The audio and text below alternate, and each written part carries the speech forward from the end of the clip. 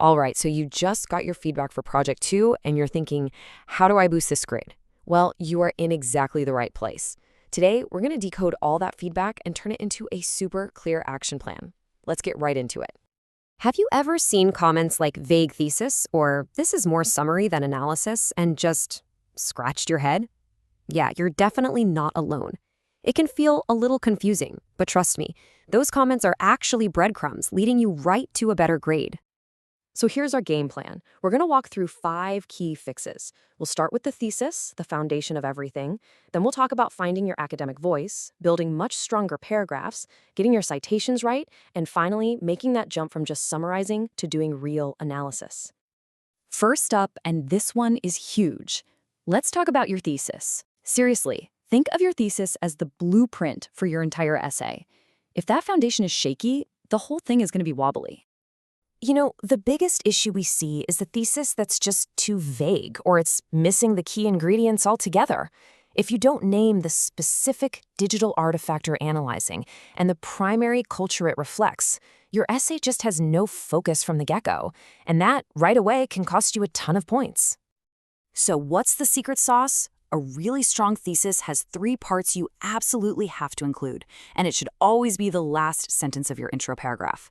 You've got to name the digital artifact, you have to identify the primary culture, like your race or gender or generation, and you need to lay out the 3 specific points you're going to analyze. It's a simple formula, but it works every time.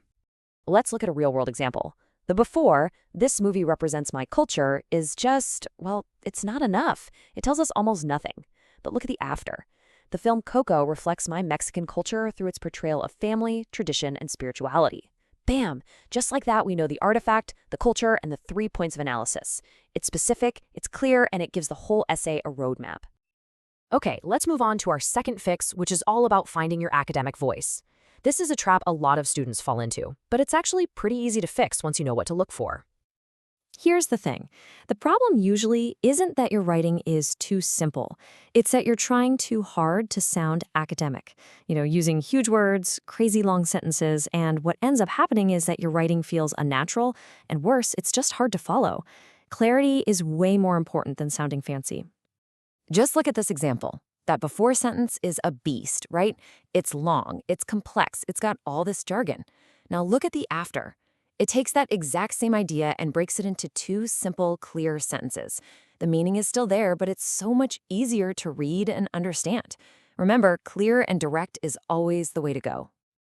Okay, so we've got our thesis locked in, we've found our voice. Now it's time to actually build the essay with issue number 3, making your paragraphs stronger. This is all about structure and making sure your ideas connect. And I've got the perfect tool for you, the PI method. It's like a recipe for a perfect paragraph. First, you make your point. That's your topic sentence, your cultural claim. Next, you give an illustration, a specific example, like a scene from your movie. And finally, the explanation. This is the most important part, where you explain how that example proves your point about your culture. Point, illustration, explanation. Easy, right? And that PI method all starts with a strong point. A topic sentence like, "This part was deep," tells your reader absolutely nothing. But check out the after. It starts with a transition word. First, it names a very specific scene, and it immediately connects it to a cultural idea. Now that is a topic sentence that's doing some serious work. All right, let's switch gears and get a little serious for issue 4. We need to talk about citing your sources, because getting this wrong, well, it can have some pretty major consequences.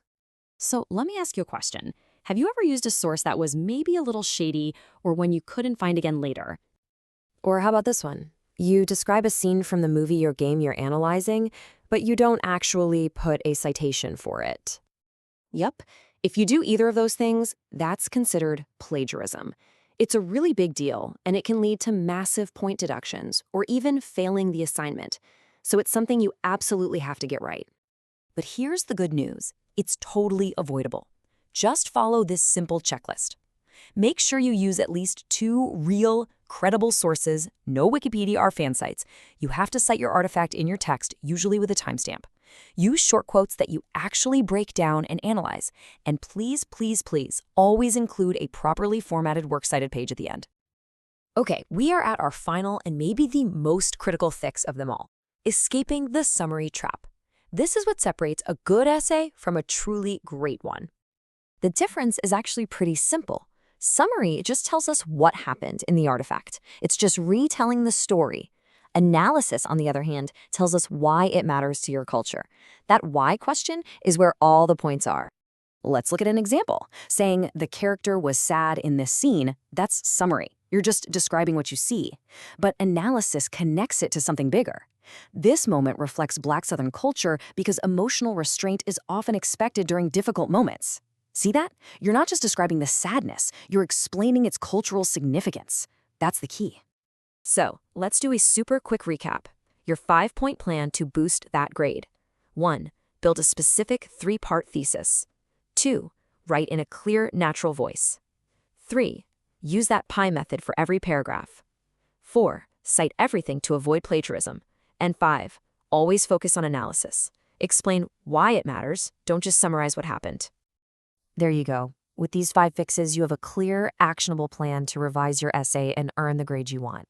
So, the only question left is, which fix are you going to tackle first? You've got this. Go make it happen.